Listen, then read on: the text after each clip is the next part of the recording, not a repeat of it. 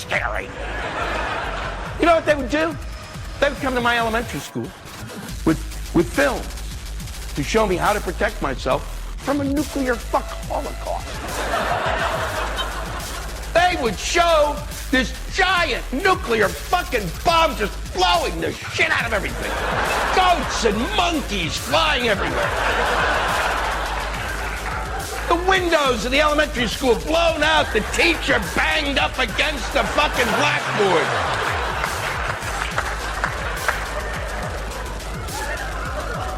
But there were the children, hiding safely under their desks.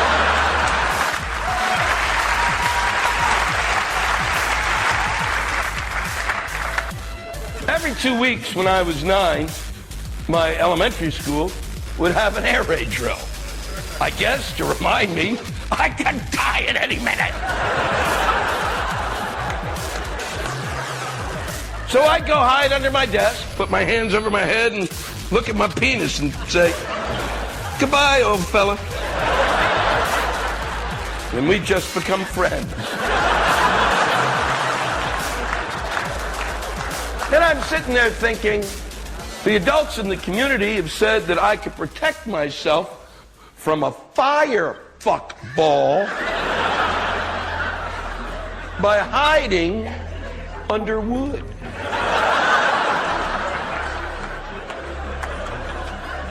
I'm hiding under kindling. Maybe I could get some sticks so I could burn faster. And I thought, wow, if this was a real attack, when the all clear sounded, I could get up and go out to the playground and melt.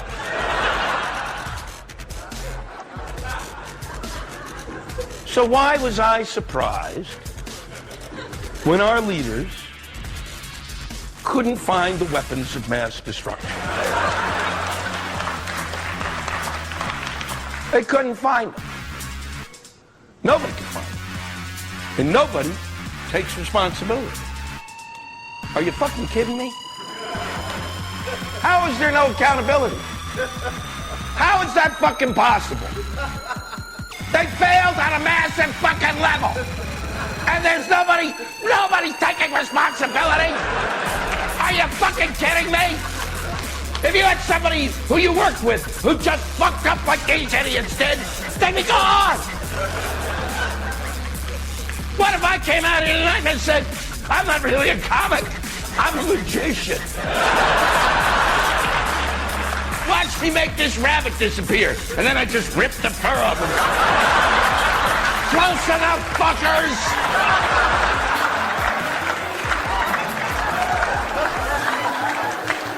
You'd go and ask for your money back, or you'd need psychiatric care. If they couldn't find the weapons, which was the reason we went to war, then why didn't they make something up? Why did they stop lying? Son of a bitch! Go on, I try to talk.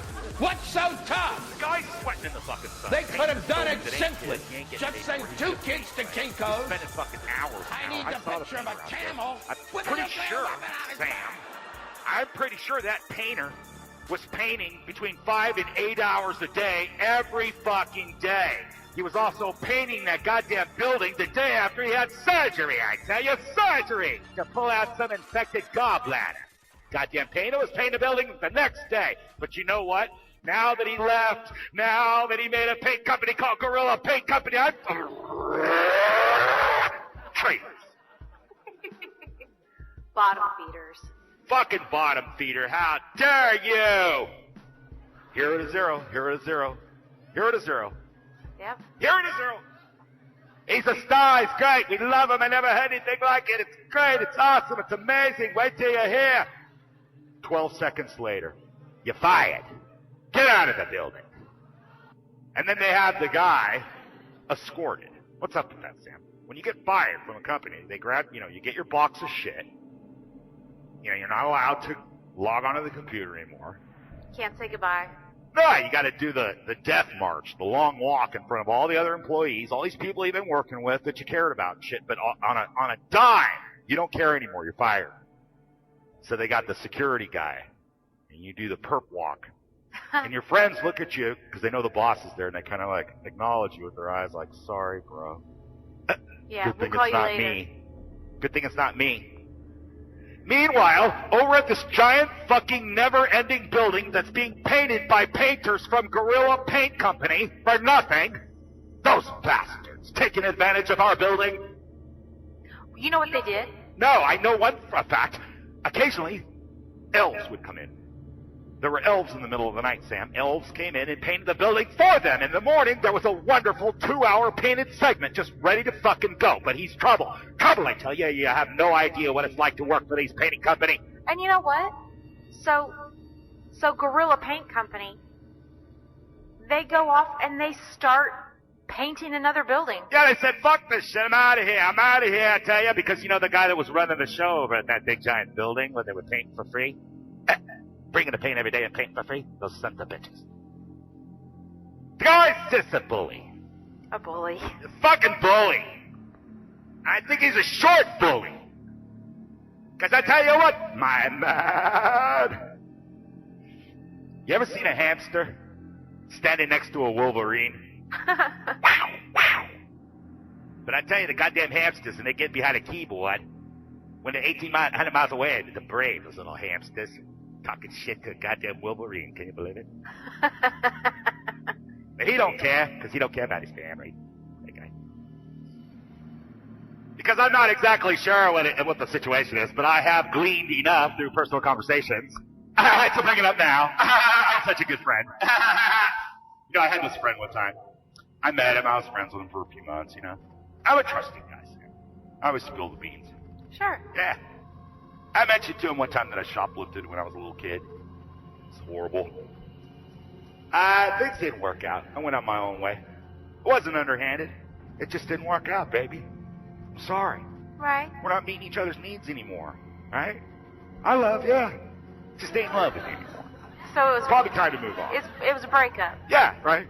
I look in the paper the next day. Shocking news. Ex-spouse. Rocket, guilty of shoplifting.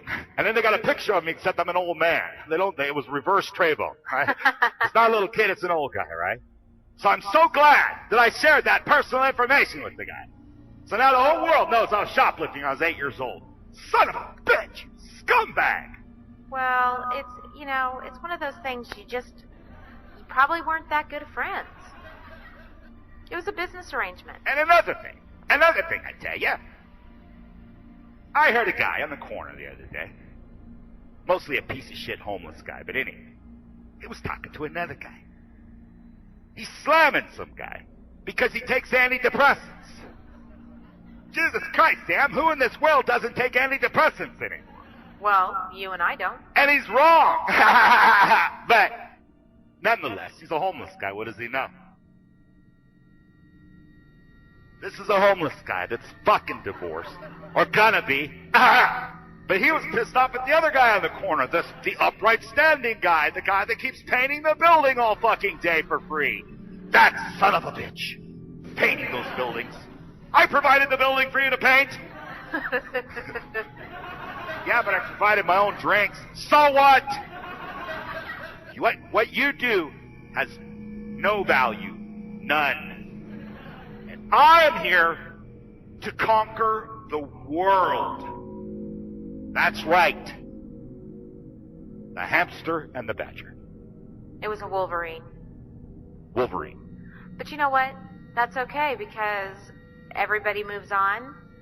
Life is too short to not have fun, and it's time to do something great and exciting and fun. So There's 50 ways to leave your lover. Here we are. I broke up with a girlfriend one time. Yeah. She calls me back. She gives me multiple emails. She tells me what a cocksucker I am, and at the end of the phone call says, call me. You son of a bitch and bastard! Lying, lazy, I don't know, like a whole litany of things. Blah, blah, blah, blah. Call me. Oh, okay. Yeah, you're not a man. this crazy broad shows up at my work, looking hysterical, in front of my supervisor. Later on, she says, and I had the nerve to confront you at work. I really appreciate that. I think that's some trauma drama. Yeah, this is all very ABC after-school special type chick drama. It's little brother syndrome. Parents realized by the time they got the first brother out, they figured it all. It's all demystified. By the time the littlest brother is born, he's like the baby. You're special. You get a goddamn trophy for entering the race. Right. You know? They hear this growing up. Children of the 70s, children of the early 80s, what did they hear? You're special. You're great. All the time. They never heard that life sucks. Life's hard. You got to enjoy life while you can. Nope. And what does that translate into? Me. It's all about me. It was, you know what? It's a goddamn hurricane. I got wet. You know what? It was a goddamn crash. The most glorious thing you ever seen. There was 3 people on the street. Their guts were hanging out. And you know what? That made me late. A painter comes up. He's painted a painting. It's a beautiful painting. You know the guy. He says, hey, look at my painting. I'm so proud of it. The guy painted it himself. He's like an amateur painter. He's happy. You know how guys. Right. I painted a painting. He's all done. He shows. What does the guy say? I could never do anything like that. Not like great painting or, you know, good job, bud. No, it's how does it reflect on me? Are you following me? Are you liking me? Are you clicking me? Are you calling me? Me. And in a Koreshian, in a Jonesian way, everyone holds their Kool-Aid. You know, we always say drink the Kool-Aid. The fact that people don't understand is for almost a year they held the Kool-Aid and didn't drink it. It was called off. They did a dry run over and over. What is the unifying freaking phenomenon with cults?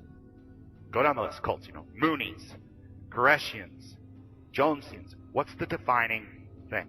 I can tell you one thing right now.